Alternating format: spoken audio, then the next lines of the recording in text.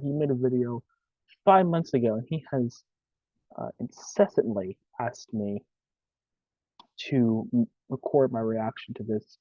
I'm very excited for this. I'm very happy to see this. Um, as I said with the ending, when I watched the ending, I felt an incredible, surreal, indescribable amount type of peace.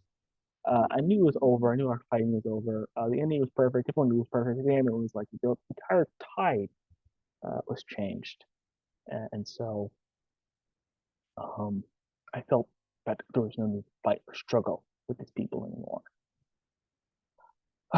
So I have actually sort of dropped out of the game, so to speak. I argue with people a lot less, and I stopped watching these video essays. Just 'cause I felt like it was completed. I felt like it put AOT um, behind me in a certain weird way. I'm not going to actually begin to describe the nuanced position I have on this. It's very complicated.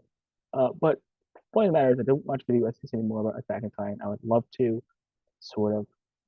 But this is an exception. My good friend Quick Bender made this and he's been asking for a while.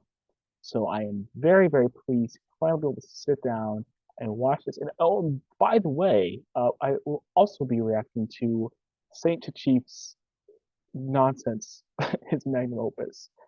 So I'll be you can be on the lookout for that too. You know I can't let that go unpunished. Of course.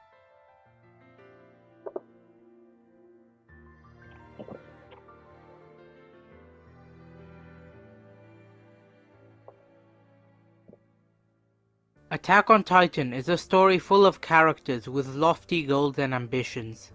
From Eren's desire for freedom from the terrible curse placed on the Eldian race by the prejudiced majority of humanity's population, to Owen's selfish desire to see the truth that his father had figured out, only to be silenced by the corrupt higher-ups of Paradis's mysterious shadowy government.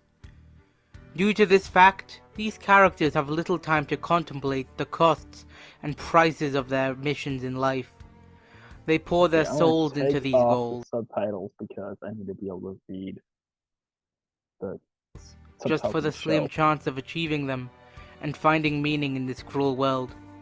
For it is the only thing that brings them comfort and peace.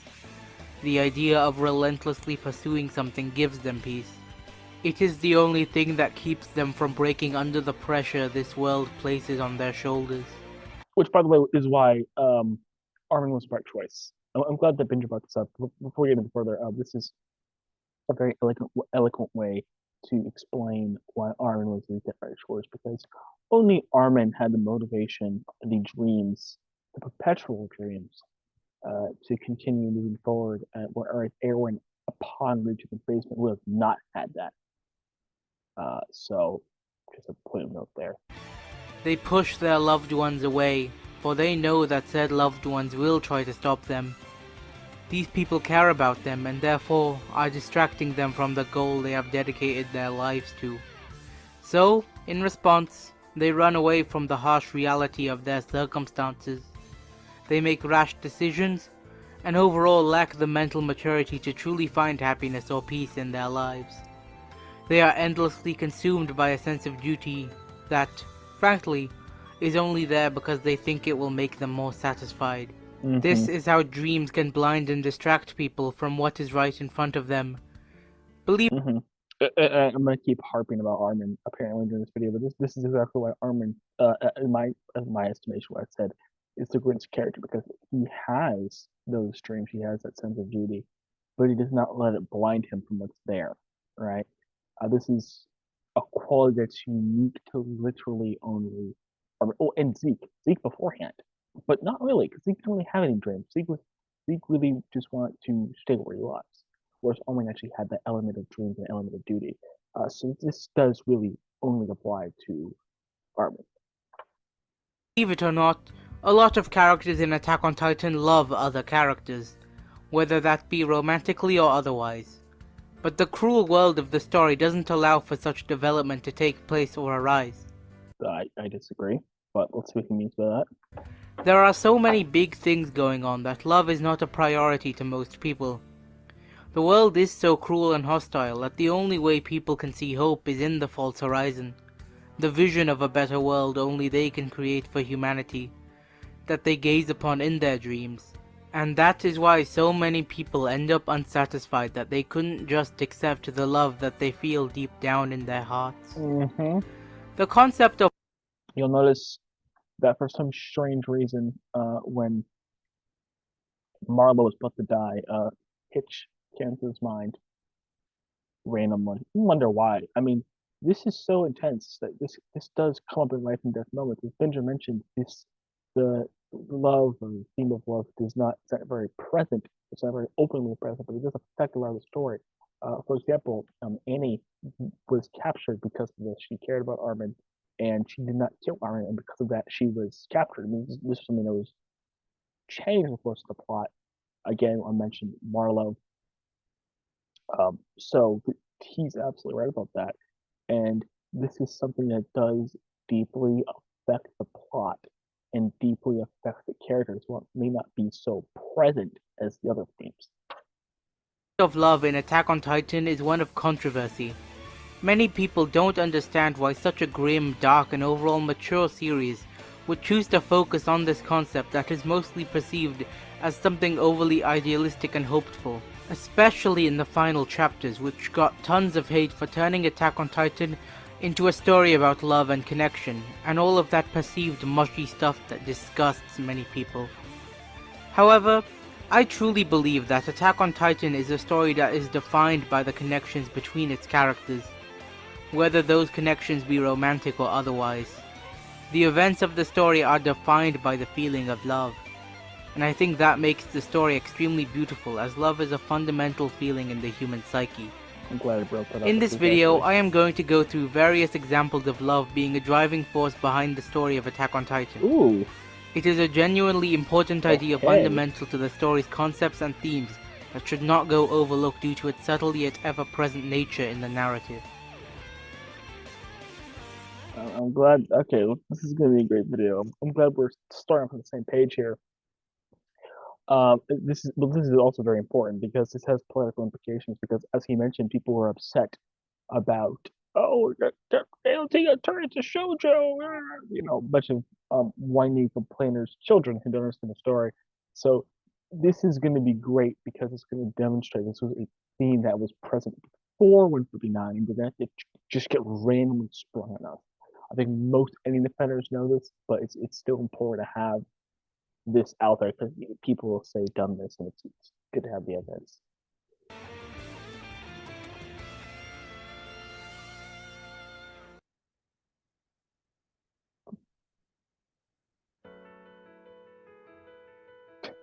By the way, for those who don't know, this song that's playing right now is called Name of Love. Interesting. The first and probably most important demonstration of the power of love in Attack on Titan is the story of Grisha Yeager.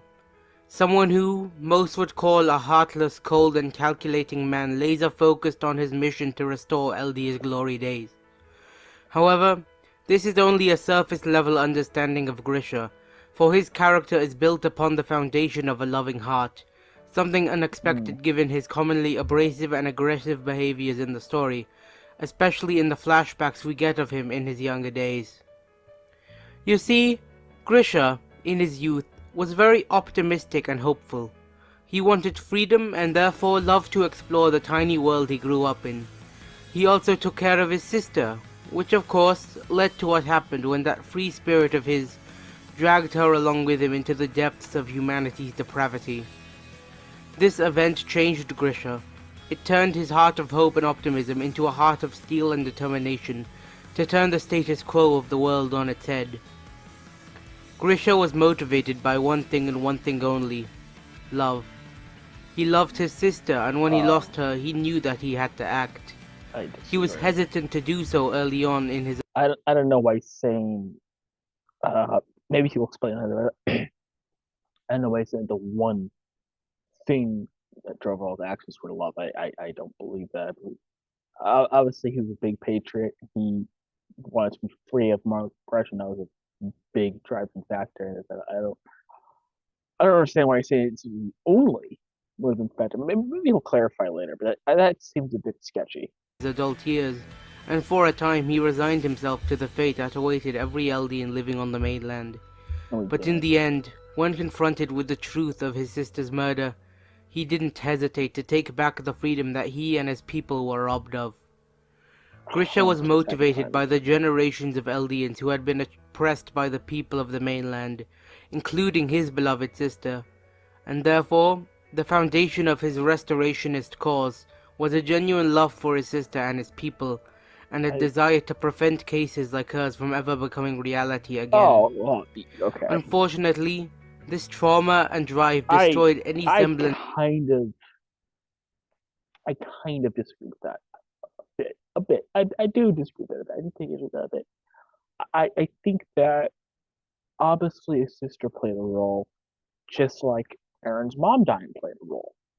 But I don't believe that had those factors, his loved ones, been removed from the equation, that he would not fight for people. I think he was just like everyone else was pissed off that he was being forced into the ghettos, had his civil rights taken away, or was never given civil rights to begin with. I guess I should say. Uh, I think that was really that was a big part of it. And I don't think that you should say that it was just motivated by love for his sister, for his people. That's just a small nitpick. It's really important in the grand scheme of things, but I do got to bring it up. of a relationship he could have had with his son Zeke.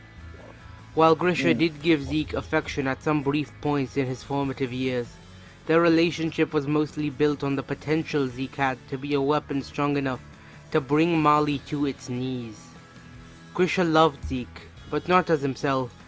He loved Zeke as the vision of what he could become for his cause.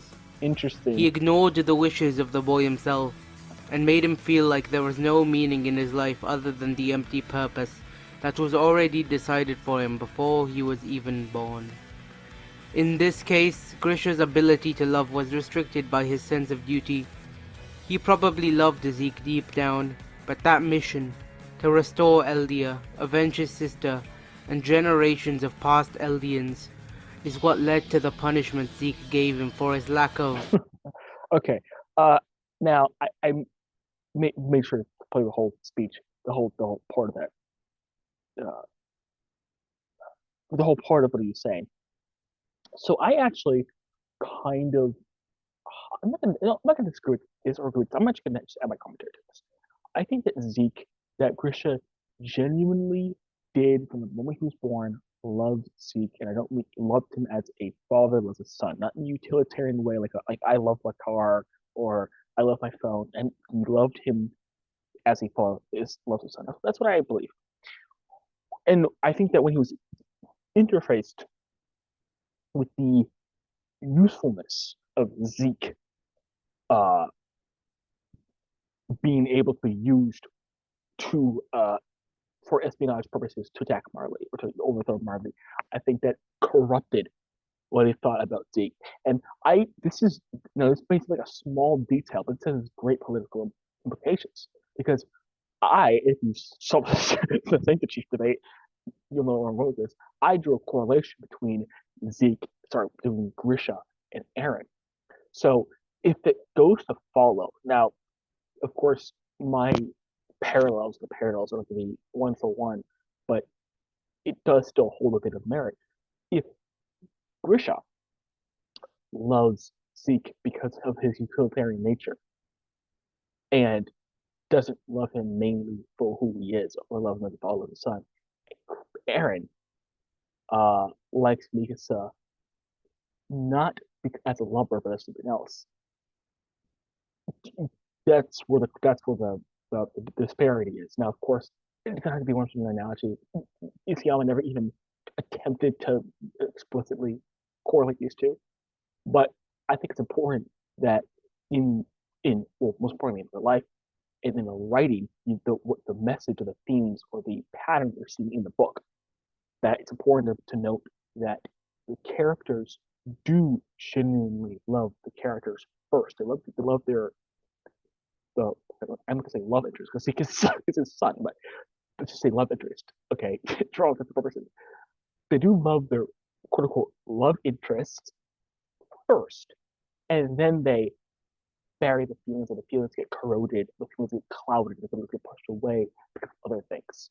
So in Aaron's case, his feelings for Mikasa were subdued. His initial feelings for Mikasa were subdued by discontentment, petulant. You put my whole preamble about, or my ramblings about why into the rumbling, whatever reason he's the rumbling for, whatever you want to put in that. His initial real feelings to Mikasa as a lover were subdued by that desire, whatever desire led him to do the rumbling. Um, Grisha in the same way, his initial genuine love for his son as a son was subdued by the utilitarian use of his son. It makes sense. So I don't even think we're disagreeing on this. This is just a very small nuance, I guess, or more or less the same, saying the same thing. But I just want to add my commentary there on that particular subject. True Let's love rewind a bit. is what led to the punishment Zeke gave him for his lack of true love for his son. Grisha Yeah, see that right there. But again, his definition of true love is different from my definition of true love. I think that he genuinely did truly love Zeke. But that's according to my definition. Maybe Quick Picture loves Quick Picture has a different definition. refused to see Zeke for what he was, denied his wishes, and in the end, only loved Zeke for what he could be in service of his grander ambitions. Oh yeah, I totally, totally disagree with that. Disagree with that. However, Grisha's story doesn't end with the poor treatment of his son coming back to bite him. This betrayal, in the end, is a reality check for Grisha. When faced with the enigmatic Eren Kruger and his request to Grisha to love someone within the walls, for it is the only way to stop this cycle of violence, Grisha finally You know, I am glad it got brought up. Uh, actually, no, I'll save my thoughts on this for after we finish the comes segment. to understand the meaning of life. Grisha is a doctor, and therefore his role in this world is to protect. His hands aren't meant to kill, they are meant to give life. And so, Grisha embraces the role in his second chance, his second life. Grisha finally lives his life to the fullest, finding someone to love in Kala, raising his second son Eren, and genuinely loving him, not seeing him as a tool for his goals, but as a genuine person who Grisha wants the best for. Grisha's love for his family, for Kala, for Eren, even Mikasa, is proven in his hesitation to carry out his goals. He had so long to pull it off and finally succeed in his ambitions, but he couldn't, because love got in the way. Mm, see, lots of people. There's a big thing in the community. The Attack on Titan about reading comprehension. This gets brought up a lot. Reading comprehension, this, you lack reading comprehension. I've said on multiple occasions that reading comprehension is a genuine skill you need to cultivate and maintain. It's actually a pretty difficult skill. So, I how would we interpret? How do I interpret Grisha leaving the palace alone? Now, for those of you who don't remember, um, what Binger is referring to here is, and maybe we'll explain later, but what he's referring to here is he was trying to track down the secrets of the royal family, and he finally found a little hideout.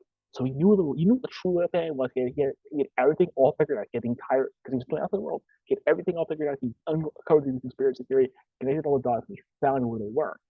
But he closed it and left it alone. He went back to his family.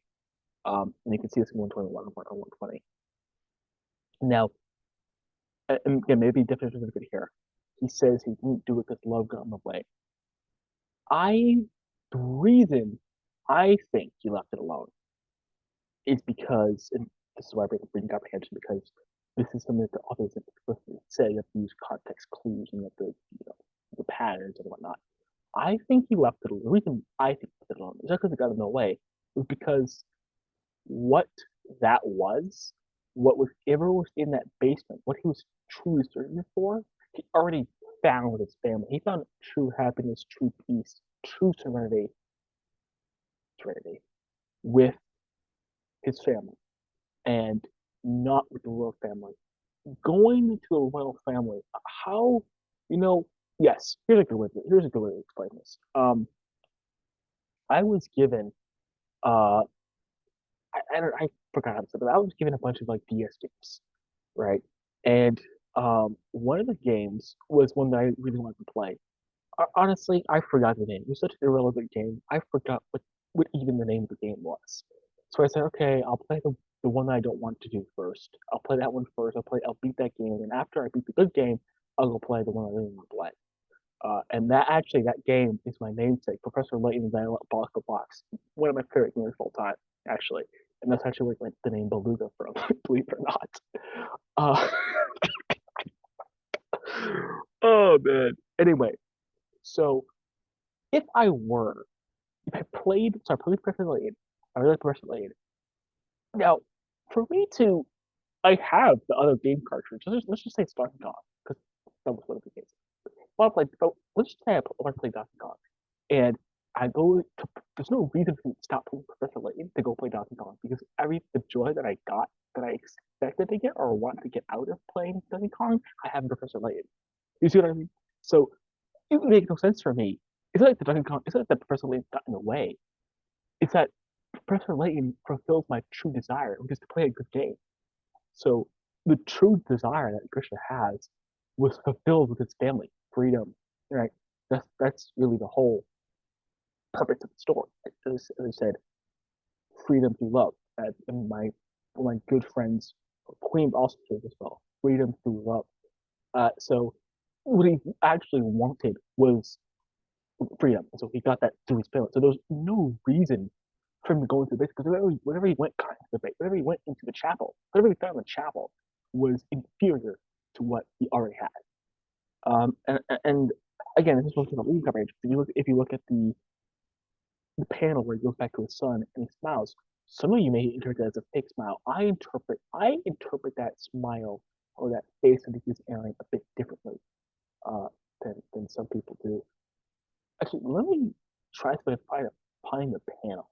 Let's do that.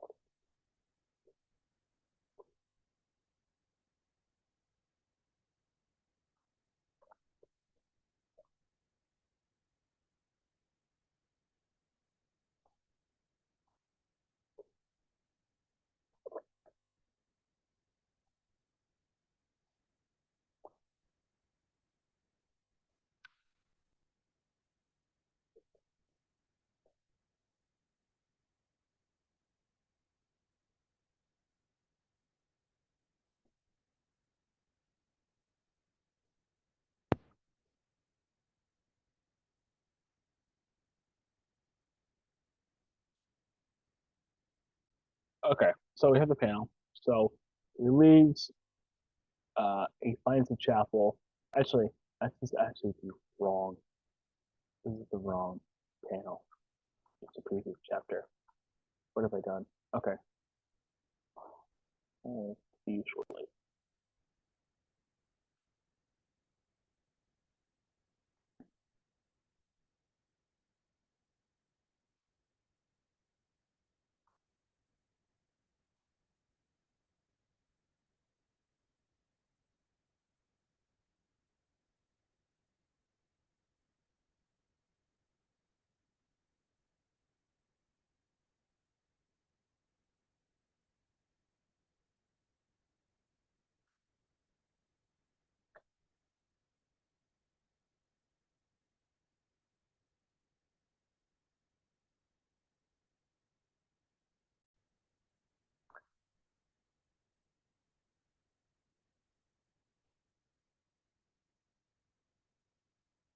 Okay.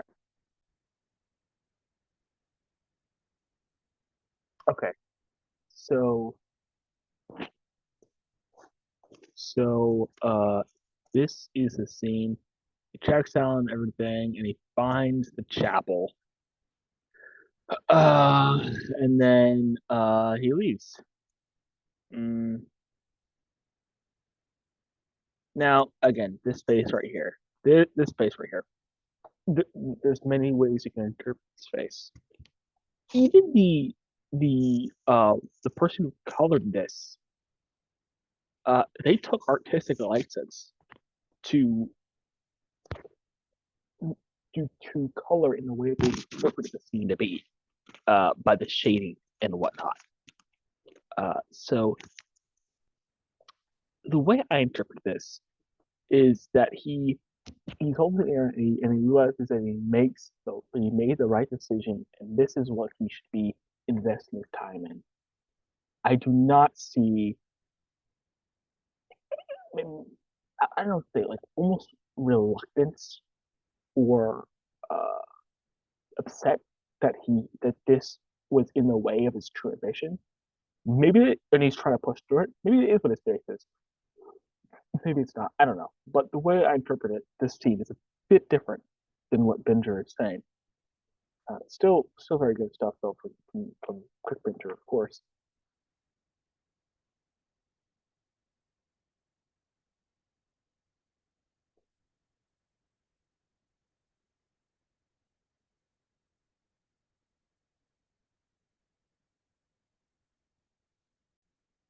All right, let us continue. Even when he finally grew the balls to pull it off, something stopped him, and that thing was love. He is a doctor, he is meant to save lives.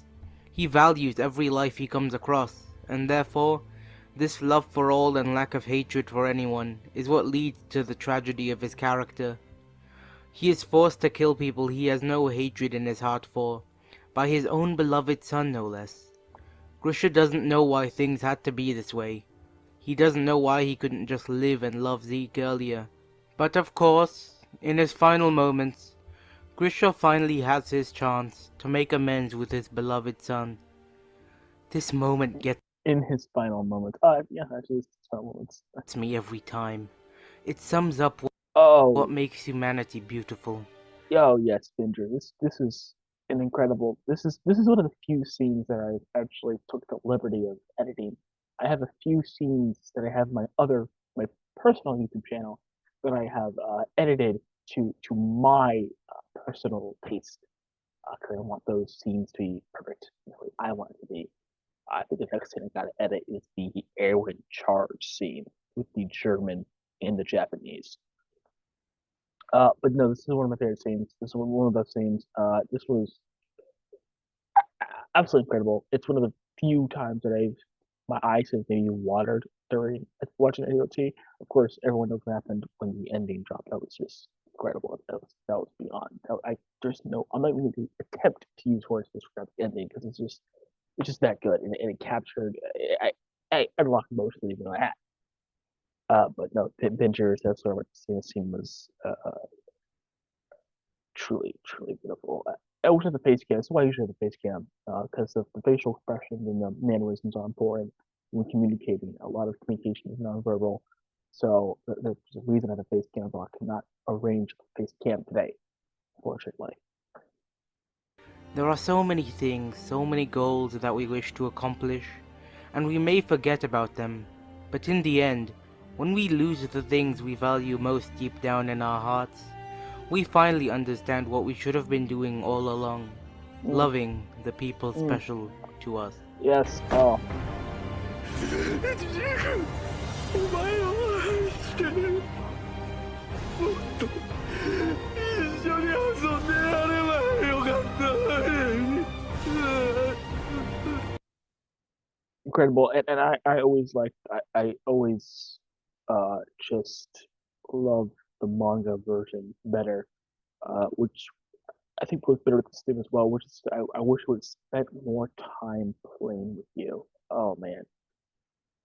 Not only is that just emotion, I mean as a son myself, not only is that just you know emotional, but it just goes with the theme, the 137, 131, 72, 54 of just I think is Midnight Sun 54. I'm not gonna double check that. Whatever type Midnight Sun is, it just goes to that theme of enjoying small things. He mentioned something specifically, a nine.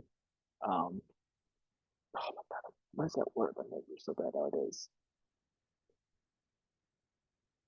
Meaningless, innocuous, I guess you could say.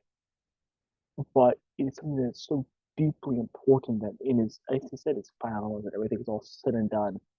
Uh, he just wishes he would have played it more. It was just incredible.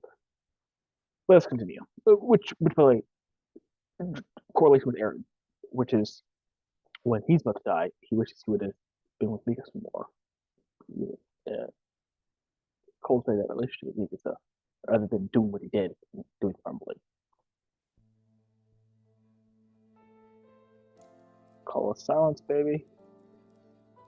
By the way, for those of you who are watching, you should really check out Samuel Kim's version with the cover. Actually, let me see. I'll be quick. Okay, I don't have the person cover that, but you should definitely look at that. Great cover. What is freedom? To some, it is the ability to do anything and go anywhere. To others, it is the ability to express oneself to the world and force your will onto it. And of course, to a lucky few, freedom means life itself, enjoying the little things, enjoying the simple pleasures and joys of existing, even in this cruel, cruel world that may restrict the ability for one to be fulfilled. The Survey Corps are an extremely pivotal part of the Attack on Titan story. While they are mainly just there Which Survey Corps? to be our main group of characters, they also act as a symbol, an ideal that personifies the beauty of humanity and the beauty of being free in this cruel world. Oh.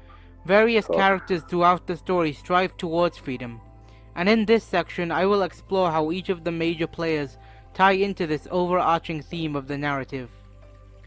The three most crucial characters that tie into the theme of love and freedom in the Survey Corps, other than Eren himself, are Erwin, Shadis, and Marlowe. Let's start with... Oh my god, this guy is cooking! Oh, yes. Oh, man, I mean, this is...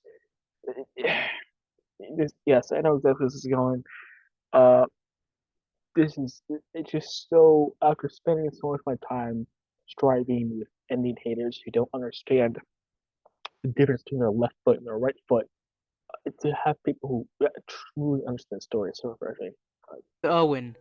For most of his screen time, Erwin is portrayed as a heroic, brave, and inspiring leader. No. See, this is what I'm talking about. It's obviously, Finjan knows what he's talking about. But no, this is just a common. This is why I bring up brain comprehension. This is a common misconception. Erwin was not portrayed as a heroic person as early as the Titan Arcus, portrayed as ruthless and evil.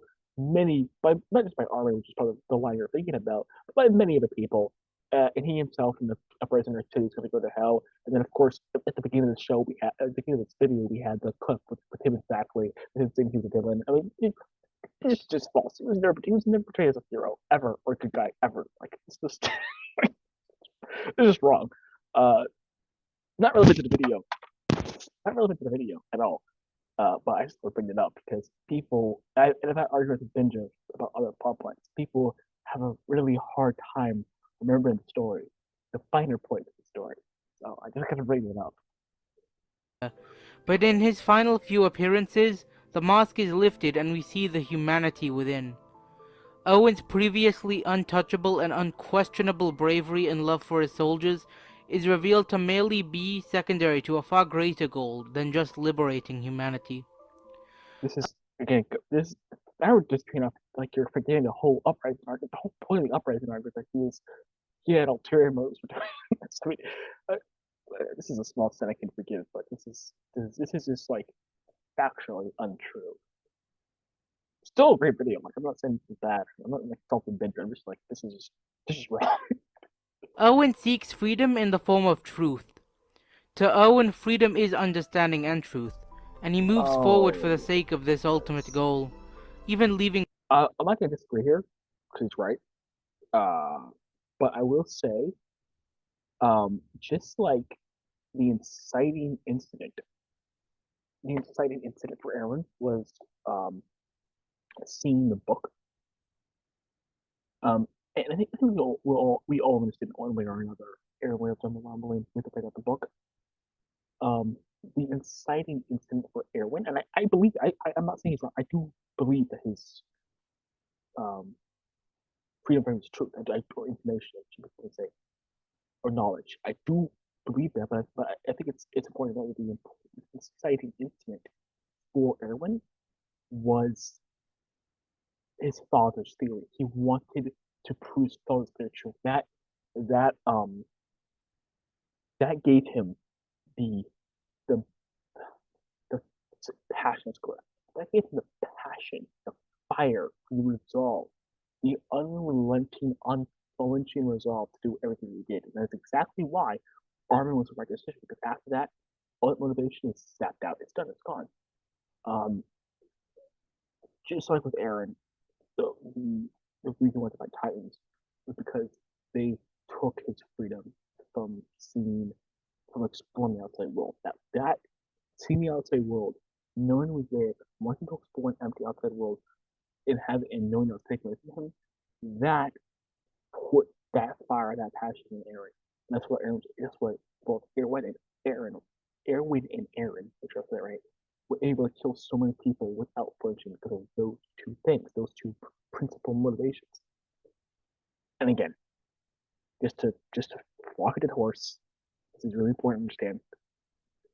This is exactly why Armin was the correct pick, because Armin had a perpetual motive. Let's continue. Behind the woman he loves, Marie. I don't know why I called Armin an iPhone. I think a Rolex is a better. Aaron's a battery powered watch. Armin's a Rolex. Oh my god. Perpetual motion.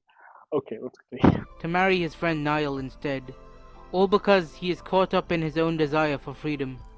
This denial of happiness, love, and peace is prevalent in Shadis and Marlowe as well.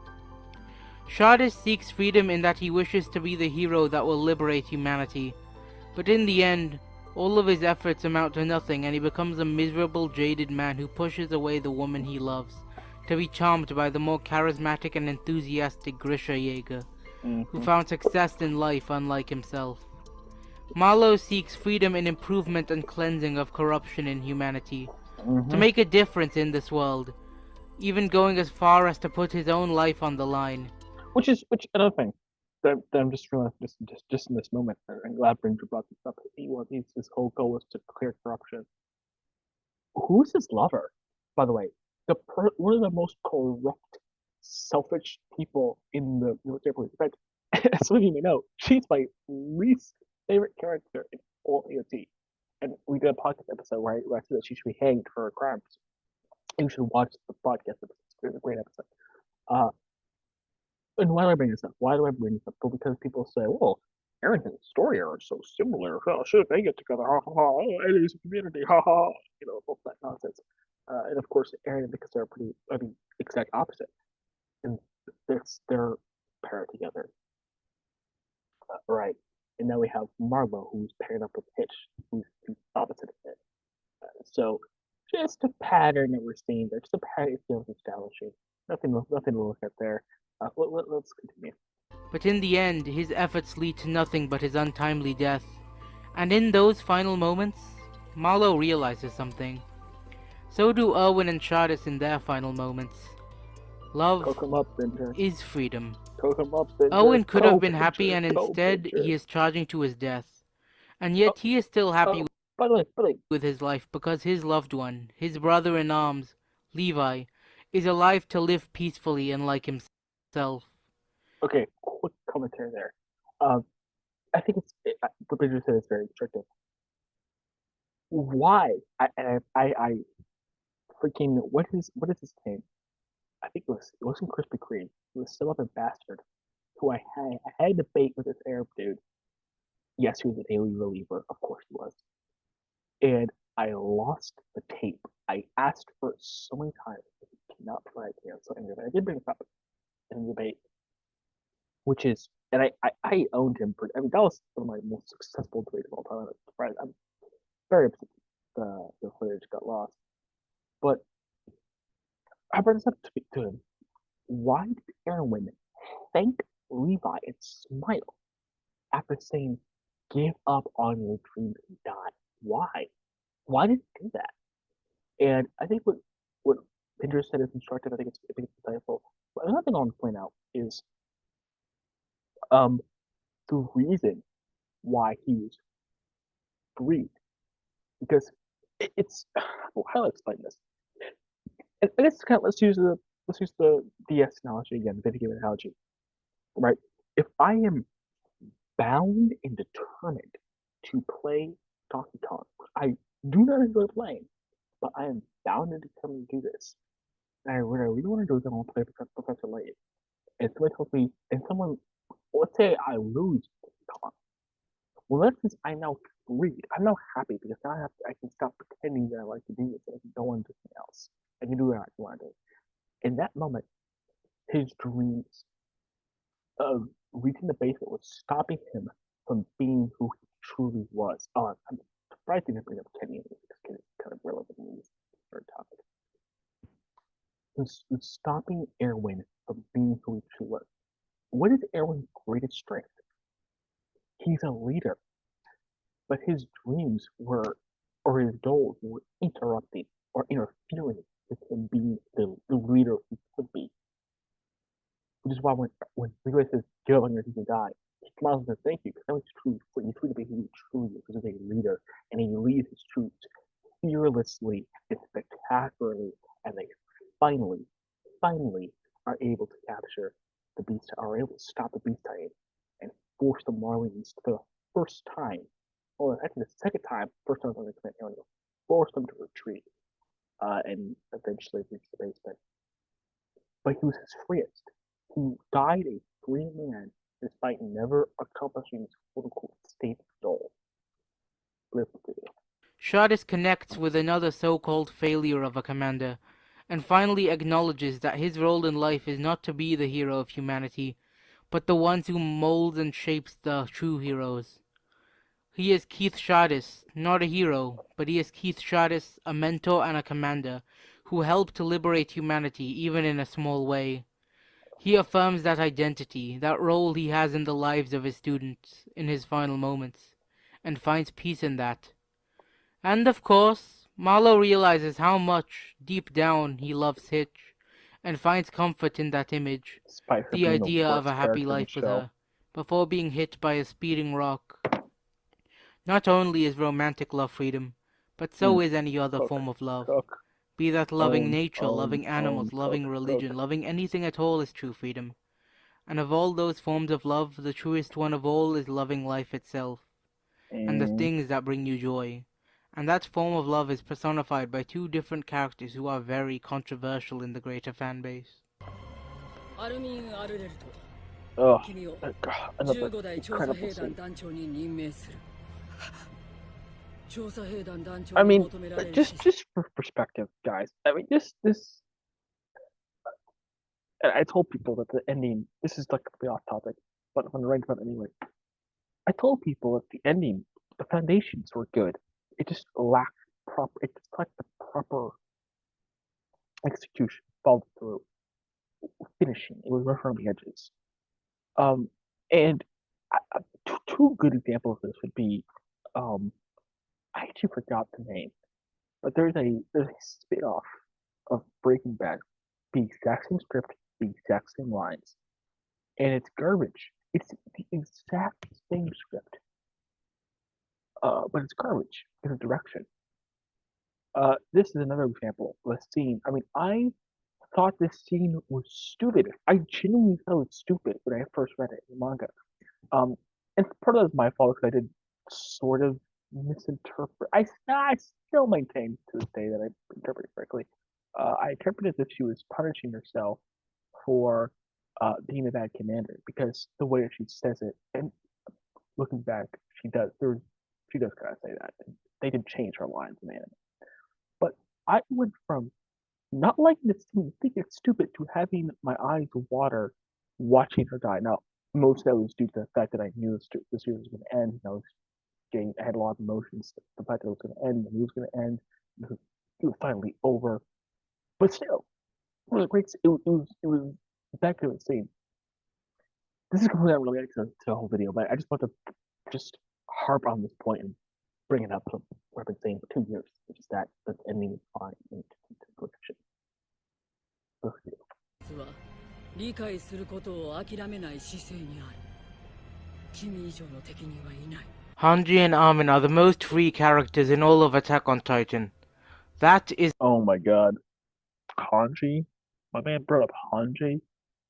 Okay, I mean, I have no one in contention at the moment, so I guess I'll just roll with this. an undeniable fact, and anyone who hates on them for being cowardly or whatever simply don't understand their character I don't know how any of them are cowardly. Both, like, for goodness sakes, both of them were consumed by the fire for the closet. I don't understand anyone to say that.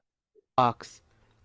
Both were given a role, the same role in fact, the role of the commander, the role of Owen, and the role of being I'm nitpicking this so much, but you know what? This is why Benjamin wanted me to do this. He knew I'd do a good job reacting to this. So this is gonna be like a really stupid nitpick, but I actually believe that Armin's and Hanji's role was slightly different. Because and this is actually better suited for Armin, because Armin was the commander of the Alliance. Hanji was the commander of the Pacific Corps. What's the difference? Well, the Pacific Corps was just the armed wing of the military. It's the expeditionary force of the Paradisian military. It was originally a scientific force, a purely exploratory scientific force, as I mentioned in one of my videos. That's an interesting video if you should watch as well. Maybe I'll put it up somewhere. And then it turned into the reconnaissance to take back the land that was lost from them. Remember, and then it turned into the expeditionary force when they were going to invade other countries. And then it got formed into the full-on. Well, actually, and then it became the armed wing of the Jaegers Party, and then it became the actual armed force of the country. So the reason I read the book is because at some point along the line, the commander of the Pacific Corps went from being a government official to the government of Paradis to being an auxiliary force or a non-state actor, which is what the Alliance are. The Alliance are non-state actors. So the reason I bring this up is to simply say, thematically, it fits better that Armin, Mr. Understanding, is the commander of the Alliance, which is a ragtag group of people who have no business working with each other, just are fighting the Rumble. They're not the actors that fight the Rumbling. Whereas the Pacific Corps was technically an expeditionary force that was used to invade other countries, especially during Hanji's tenure. Just a slight nitpick. being humanity's saviors. However, these two people aren't so shallow as to care about the same things as most. As I brought up, humanity saviors. The Pacific Corps was again went through 4 phases. The first phase, they were humanity saviors. Second phase, they were not humanity saviors because again they were invading other countries. So yeah, there you go. Of the other scouts. And of course, the third phase was just the armed wing of the Jaegers Party, and the fourth one was the military itself. Their goals run much deeper.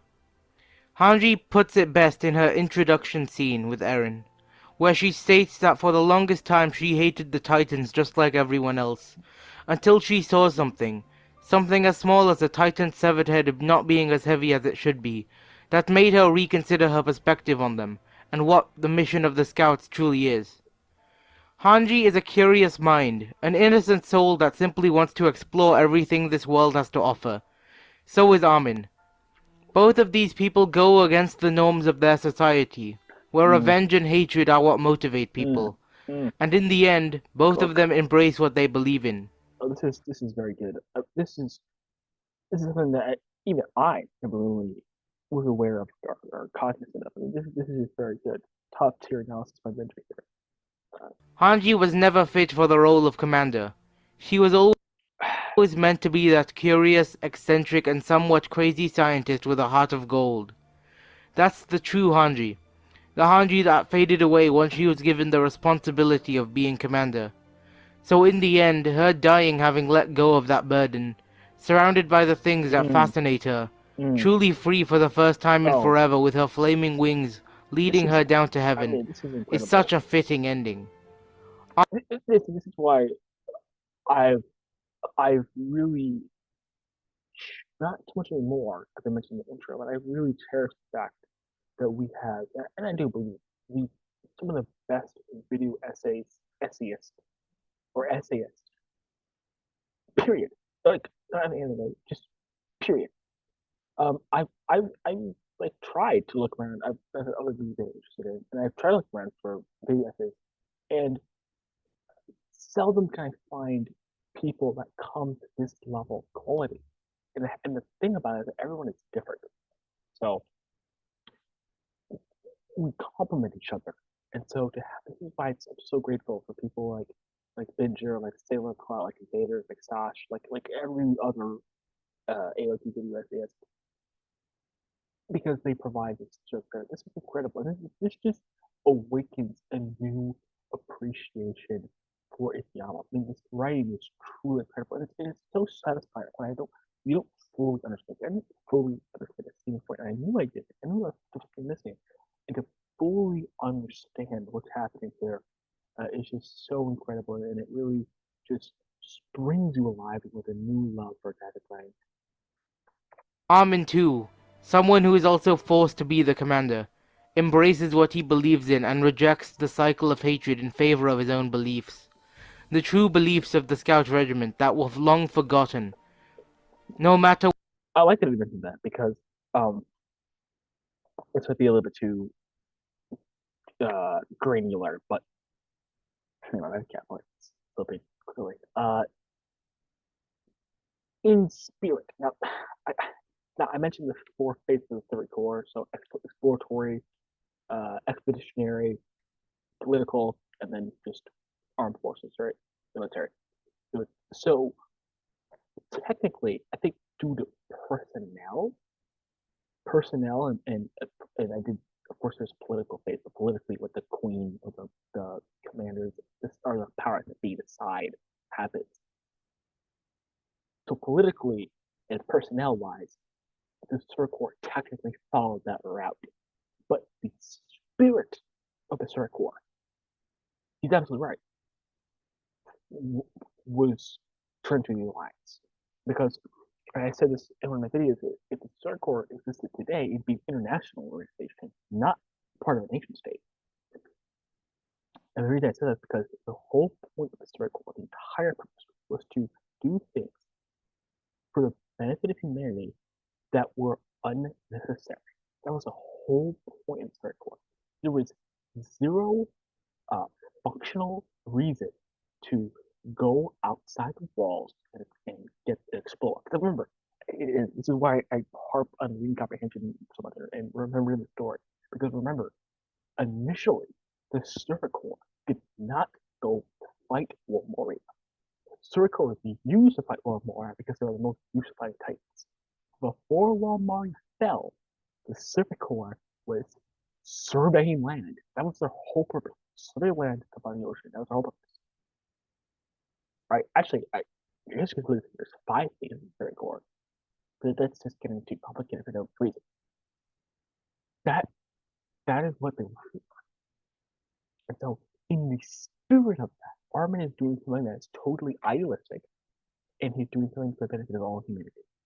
And so, I 100% agree. Even though technically the Third Corps got turned to, at this point, the Third Corps is just the armed wing of the Jaegers Party, which is really which is basically the ruling party at the time in the century.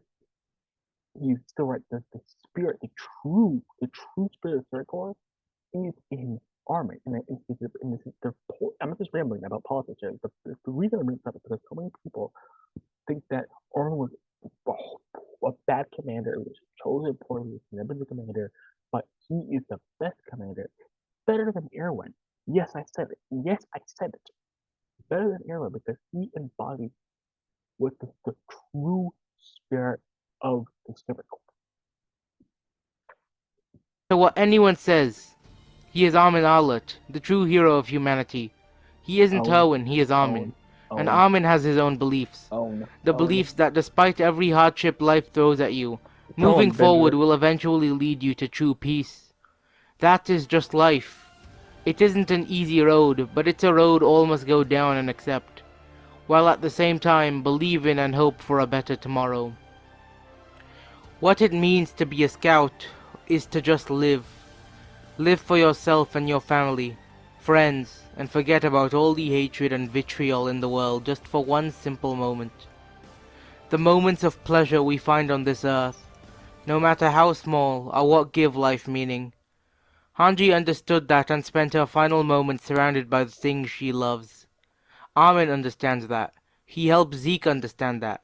And in the end, even Eren... There's another thing that's very important to note here, because people say, "Oh, the Takuto Jutsu, what are the tribes?" No, you fool.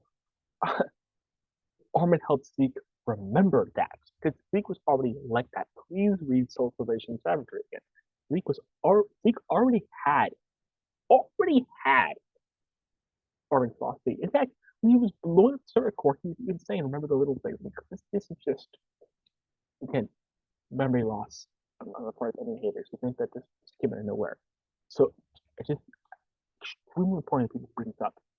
Armin didn't show that to Zeke. He reminded him. And yes, he did show it to Eren, which was my. I wish he would have used the anime clip, because the anime clip was much more explicit and much better, but this is fine too.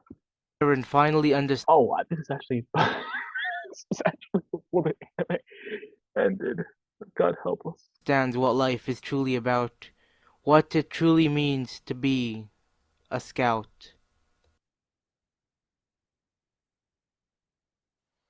Mikasa, okay, let's go. It's gonna be the best part of the video. Very excited for this. Now it's time for the main event. Mikasa and Ymir are two of the most controversial characters in Attack on Titan, and in this final section of this video, I will be defending them and their roles in the story, for they complete and personify the final type of love in the story of Attack on Titan, romantic love, and how it makes life worth living. Many people claim that Mikasa is a stereotypical female anime character, or to be more stereotypical yandere type character, whose entire purpose revolves around the main character. On the surface, this does seem to be true. Mikasa is mostly a very stoic and calm character, but when Eren is in danger, you know that iconic sound will escape her lips.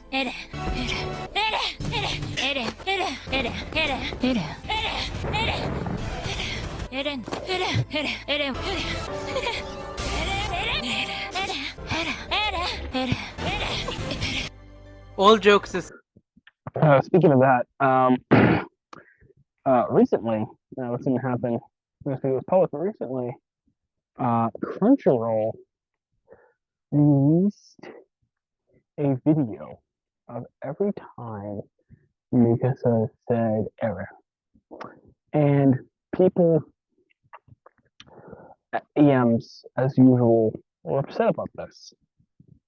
Now, I feel like it does us a great disservice to distort the truth to that degree.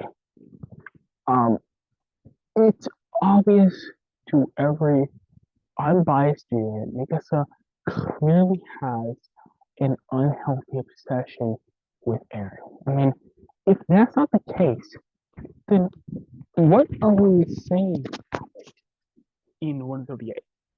To my understanding, 138 is supposed to be a time of character development. Mikasa was reluctant to kill Eren beforehand, wanted to save Eren beforehand, and now she is feeling and ready to kill him. And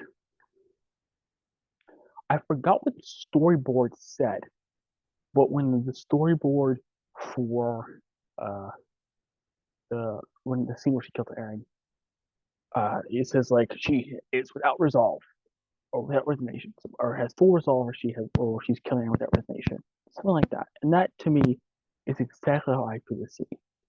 Something where she was hesitant at first, way up to like 136, 137, and she finally was able to do it without any resignation. So just because Bridger brought up the whole error meme, I think it does EM's a great disservice to pretend and to try to obfuscate or outmaneuver any here. And they try to pretend like it makes it not have an unhealthy obsession there. She absolutely 100% did. Aside, Mikasa does indeed care about Eren a lot, and it is painfully obvious that her main goal is to protect him at all costs. However, her reasoning for this is not as stereotypical or surface level as it seems. There is a much deeper layer to why Mikasa loves Eren so much, and it goes all the way back to the beginning, even before the events of the current story. The reason Mikasa loves Eren so much can be found all the way back in the 6th episode of the anime and one of the earliest chapters of the manga. Mikasa's entire character throughout the story is built upon this one moment in her life. This moment that taught her that the world is cruel, but also very beautiful. One of the central themes in Attack on Titan is that we must keep the children out of the forest, but Mikasa's story shows us that despite the forest being cruel and turning innocent kids into killers and monsters, there is still beauty to be found in the world. Eren isn't just someone Mikasa loves, he is someone who saved her life, and who protected her with no regard for his own. While to us, Eren's behavior at this moment seems somewhat psychotic and uncomfortable to watch, to Mikasa, Eren represents hope and beauty in this moment. Even after having lost her family, her home, everything that she knew and loved, this boy cared for her, gave her this scarf, and gave her comfort and hope in this cruel world. And that touched her heart on a much deeper level than just her developing a crush on him. Mikasa's love for Eren is pure and untainted at first. Even after having experienced so much depravity and cruelty, everything comes back to that scarf, the symbol of the happiest and most emotionally powerful moment in Mikasa's life. She doesn't just have a crush on him, she has a serious devotion to him. And who could blame her? He saved her life and gave her comfort even when all hope was lost. He saved her from the pit of despair. Mikasa's love for Eren is a perfectly natural response to trauma, but throughout the story it becomes an unhealthy burden upon her shoulders. While at first Mikasa's love for Eren is pure and beautiful when they are both young, by the time season 4 rolls around, Mikasa's previously stagnant and passive character becomes much more interesting through the introspection and recontextualization of how Eren is portrayed through Mikasa's eyes. During the final act of the story, Mikasa begins to think about Eren's past actions. Him killing the kidnappers in such an aggressive, abnormal, and psychotic way. Him leading the Jaegerists, and I wish that he would have played that scene in its entirety without him talking over, because this scene definitely gets recontextualized as something that is sinister. What Isayama does, and what's so brilliant about the scene, what's so brilliant about the show, is a lot of stuff is about recontextualization. Recontextualization. This is a big theme in season 2, season 3, when the wars were getting revealed, when the basement was happening. There's a lot of talk about recontextualization. That was a big thing, and one of the biggest things was recontextualization for Eren in season 4 about his actions towards the Titans, towards the kidnappers, gets recontextualized because of 131, 139, and other chapters. Now, this scene where he kills the kidnappers is usually interpreted as not a happy memory, but as a triumphant memory or a righteous memory. And when in season 4, it's why direction is so important. Season 4, when she remembers it, when she's putting Luis in her cell, it's remembered as something that is sinister and menacing, not something that is positive. Because that scene is being recontextualized, where she's saying, what was really happening when he was killing these kidnappers? of course, what he said to her in the table scene. All of these factors make Mikasa realize that perhaps her love for Eren was a negative burden on her shoulders. Well, yeah. So she realized this beforehand, stated in 120, I believe. Has to be 120. Fairly sure. 120. She brings this up on the boat. What was I seeing this whole time? This is 4 years before the people scene. So what was how did I do this entire time? That she never truly understood him, and that she needs to let go in order to truly be at peace. Mikasa's arc is about moving on and living life without such a burden, because death is the natural order of the universe, and running away and refusing to acknowledge the death of someone, like she does in Season 1, is unhealthy, obsessive, and self-destructive. Oh, thank you. That Ginger, is what preach. Yes, and I'm so glad I brought up season 1 where she was. I say this all the time, and I think almost no one agrees with me on this. I don't care. I'll say it anyway. I'll say it until proven wrong. Season 1, Trust Archer was so obsessed with Eren. She had so much of her identity and her well-being wrapped up in Eren that when she thought he was dead, she basically killed herself. And then she was suicidal. And then she was like, "Oh, actually, I can't be suicidal because who would remember Eren?" So she basically lives, even though Eren's dead, she still finds a way to live for him posthumously as her principal motivator in her life, even though he's dead. And I believe that's what he's referring to. I hope that's what he's referring to. And I'm so glad we caught another ending defender calling out Mikasa's unhealthy, obsessive, self-destructive behavior. Very true. Mikasa's stands don't get about her character. Her Own. love for Eren may have been pure at first, Own. but by the end of the story it is a perverted and twisted love Oh, that God, is actively ruining Mikasa's mental health. thank you for bringing up the jail scene where she is losing weight because she's separated from Eren by a wall. By the way, before you guys bring this up, actually, she was actually losing weight because she realized the curse mirror. No, she was like this before they realized the curse in the mirror. I might be mistaken, but I'm fairly certain this is before they realized that. I'm so glad you brought this up. There's so many instances of her obsessive behavior and how horrible it is, and and by the way, how it's portrayed as a negative thing, not a positive thing. Her obsession is never. I mean, for goodness sakes, Eren has to discipline her because no one in the military will do it. He has to headbutt her to get her in line because she's talking blatantly about disobeying military orders for the sake of Eren. And overcoming that problem is her arc. Thank you. I'll talk more about this later. Now, onto Ymir. The reveal that Ymir was in love with King Fritz is one of the most controversial in Attack on Titan. Truly. And there's a clear reason why. It simply wasn't worded well. No, there's no clear. It's because people are young, really young fans. If the median age of an Attack on Titan fan was like 40, this wouldn't be a problem. Enough. One of the main reasons people hate this reveal is that it seems to be romanticizing and actively not saying that this relationship is No.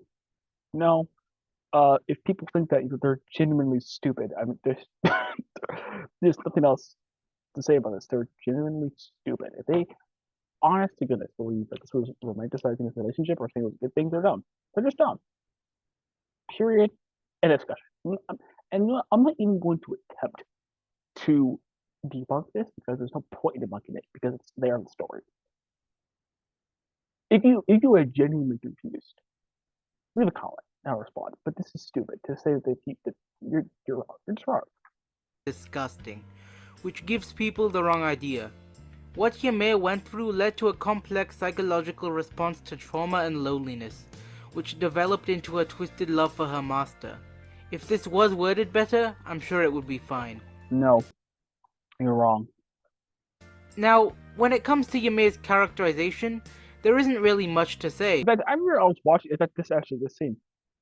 I was watching with my mother, who is in her 40s, barely, and we were talking about the show, and she was like, "Whoa, what's going on with Ymir? Why did she still?"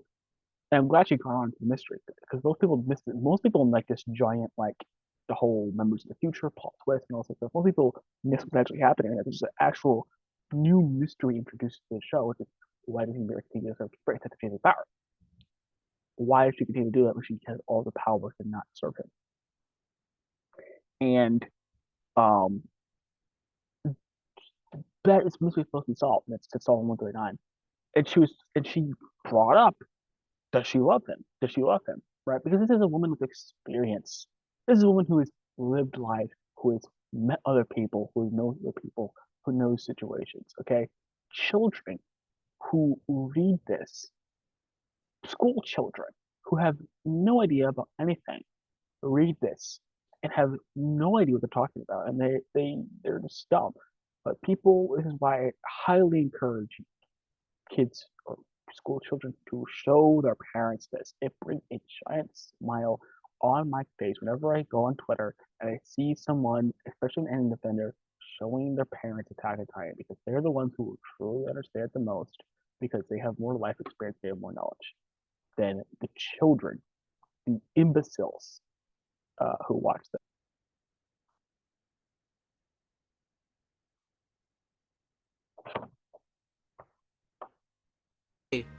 For most of the story, she's more so just a plot device rather than an actual character. Nothing This like that, by the way. role in the story is only emphasized by the fact that she literally has 0 lines of dialogue in the entire 139 chapter story of Attack on Titan. So yeah, overall she really isn't that complex. Isayama just didn't portray how her mind works in a satisfying way. You see, Ymir is obviously even since that's the only life she knows. She's been a slave for most of her life, and this type of situation can lead to victims growing too comfortable with such a lifestyle. This is what happened to Ymir, and even though she knew deep down that Fritz never loved her back, after he couldn't care less at her death, she still obeyed him out of a fundamental desire to have a purpose or meaning in her empty world. To summarize that, Ymir knows deep down that Fritz never loved her. She realizes this in her final moments, with Fritz not caring for her life but instead her power. But due to being a slave for so long, she couldn't find a way to exist without some kind of purpose. I mean, it baffles me that we have people who barely are able to, let's say, quit drugs. They have all the support in the world. They have meetings, they have friends, they have programs, and they're barely able to do it. And then you have Ymir, a slave girl, parents are killed, tongue cut out, no friends, in fact, her villagers, the villagers betrayed her. And these people are expecting her to act like a rational person. They're saying, oh, her actions are irrational here. Wow, I see I'm such a bad writer. Ridiculous. What would actually be ridiculous is I always love to do this. I hate when ending defenders do this. Ending defenders, Fincher, don't cede ground to these wretched fouls, these brood of vipers, these ending haters. Don't cede any ground to them. In fact, what I like to do is I like to flip on its head. I like to do the opposite. No, Ymir isn't taking any rational actions. Of course not, because her taking rational actions would actually be bad either, because her taking rational actions would make zero sense. No young child who has her parents killed, which is already an incredibly traumatic event by itself. And I mean, the smallest, there is suffering that is a fraction of what Ymir suffered. That had stuff like people's lives. Of course, this is what you would know if you had actual life experience. The fact that she got her home invaded, her tongue cut out, her parents killed, has no friends, her villagers betrayed her, and is a slave to this king. To think that this person would act rationally is bananas. Thank you to PG. Absolutely bananas, as one person put it, crazy nuts. Which is redundant, but it's done on purpose. Because that's ridiculous. Look, I just have to harp on that because Benji was like, oh, well, it wasn't written properly. Was it conveyed properly? Yes, it was. Yes, it was. Yes, it was. And hindsight's 2020 because I'm watching this after the anime aired and after he fixed all the stuff that was wrong with it. He on purpose left this in there. He on purpose left the universe stuff exactly the same. Good for him. I'm glad he did it. In life, and that purpose was serving Fritz even in death. But of course, a part of her still craved freedom from her own hellscape of an existence, and so waited to see what love truly means through viewing the journey of Mikasa. I personally think Mikasa being key to understanding the character who started this cycle of violence in the first place is quite an undercooked reveal. But if you examine how Ymir views the No. world, it makes sense how she No. relates to the struggles of Mikasa and relates to the struggles of letting go despite your mind telling you not to. Mikasa lets go of her obsession and her burden. She decides Thank to love you. Eren properly by putting him out of his misery and Cook. living her life to the fullest like he wants her to, Cook. instead of worshipping him as if he wasn't a mass murderer. The hardest sacrifices require the strongest wills, and Mikasa, in the end, develops the will and the ability to go through with what would have been impossible for her to do at the beginning. Yes. This plot point isn't really explored as much as it should have been in my opinion, and I No. think it's No. Nope. Again, never see ground for these people. These people, these cabal of snakes, these, as I said, brood of vipers, whatever you want to call them. These disingenuous scum. I mean, actually, maybe we'll move it too far here. Disingenuous scum. There's plenty of enemies here for that disingenuous scum. I take that back. But never see ground for these people. These people are not worthy. They're not. Their arguments are not worthy. I should say. No, they're, it's not that their arguments are not worthy of you to cede ground. If they had actually a leg to stand on, you could cede ground to them, but you cannot. This was written perfectly fine. There is nothing that needs to be changed there. Everything you can put together. You know who Mikasa is. You know who Ymir is. We have the headaches. We have the titles of the chapters. We know exactly what's going on here. There is no reason for us to say, "Oh, it wasn't explained as well." No, ridiculous. No, we're fine. one of the most disappointing parts about the ending. But in theory, and in concept, I think it's a beautiful way to portray what love is. Love isn't blind devotion. Love isn't obsession. Love is a pure desire for belonging. Eren gave Mikasa a home, a sense of belonging. But in order to truly feel free in this world, sometimes you must grow up and move on, yet still carry that special someone with you. I think Mikasa moving on but still carrying the memory of Eren with her is very realistic and heartwarming. And it's a great ending for her character. Yeah, I think Was that Eren Mikasa is great because she didn't. I've harped this so many times on tweets, in posts, in videos, and I'll say it again. I think the best way to describe it is that she didn't throw the baby out with the bathwater. She 100%, and I'm glad I'm being reduced on this, 100%.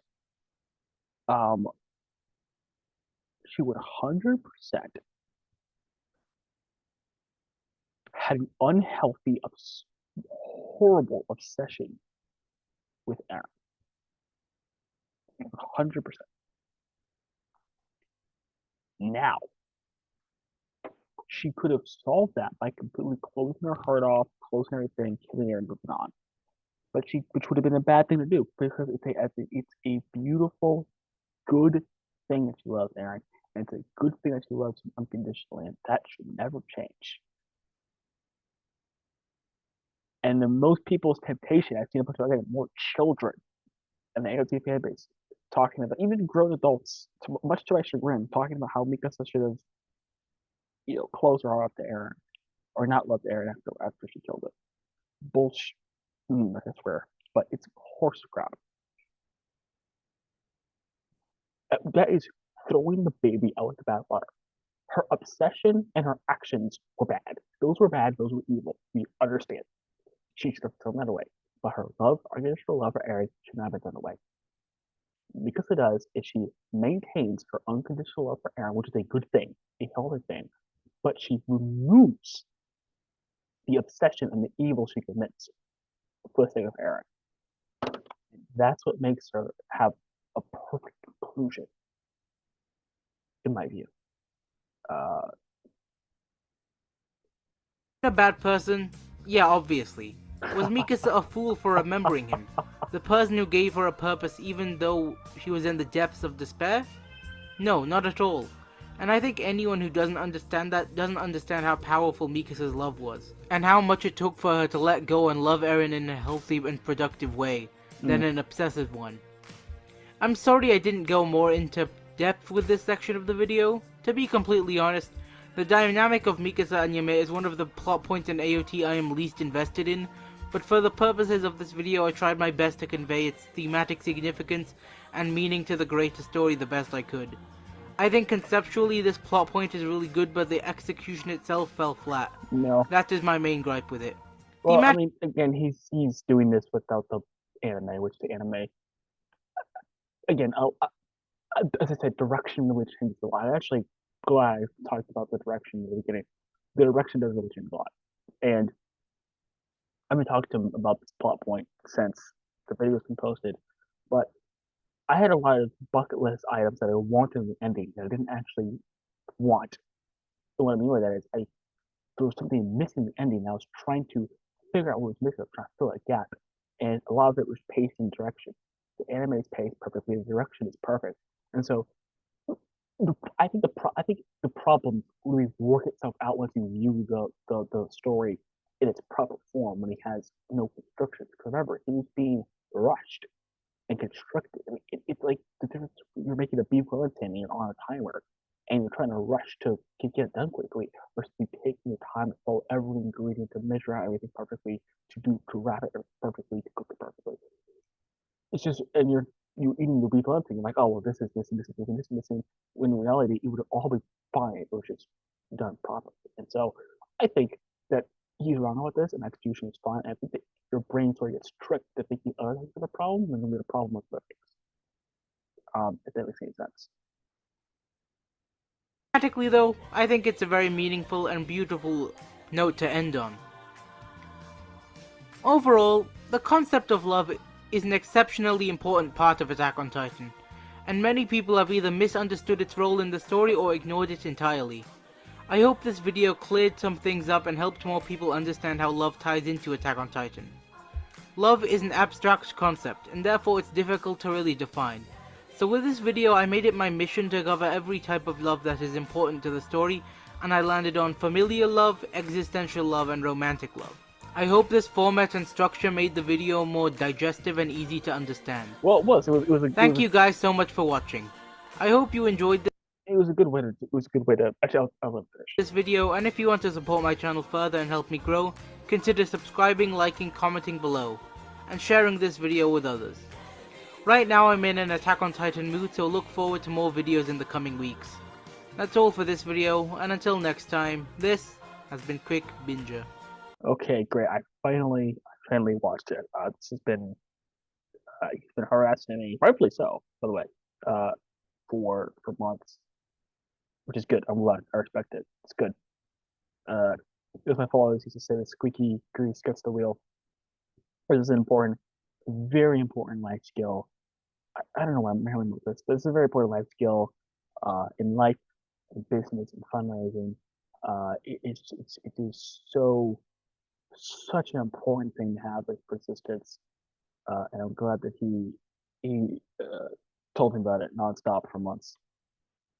Anyway, well, I'm glad they did the format that way. It was a good way to do it, but I wish that he would have touched more on Armin and Annie's relationship.